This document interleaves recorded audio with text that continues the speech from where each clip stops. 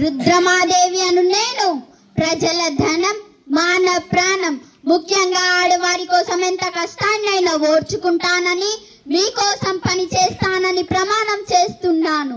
అలా ప్రమాణం చేసిన నేను నేడు ఎంతో మంది ఆడవారికి రుద్రదేవుడిగా పరిచయం అయ్యాను. మా నాన్న గణపతి దేవుడికి పుత్ర సంతానం లేనందున నన్నే మీ అందరికి రుద్రదేవుడిగా పరిచయం చేశాడు. అలా సుభిక్షంగా జరుగుతున్న ఆ పాలనలో నేను మీ రుద్రమాదేవిని అని తెలిసింది. ఒప్పుకోలేదు. కొంతమంది సామాన్యులు నన్ను ఒప్పుకోలేదు. మా నాన్నను అలా నిలదీస్తుంటే నేనెంతో బాధపడ్డాను. అప్పుడు నేను చెప్పాను, ఆడవారు అయితే ఏమవుతుంది, మీకోసం కష్టపడుతున్నాను కదా. నా ఈ మాటలతో ఎంతో మంది కలిశారు, ఎన్నో రాజ్యాలు కలిశాయి. నేను చెప్పాలనుకున్నది ఏమీ లేదు, కానీ ఒక్కటే, ఆడవారిని ముందుకు రానివ్వండి, వాళ్ళని కష్టపడనివ్వండి, వాళ్ళు అనుకున్నది సాధించనివ్వండి.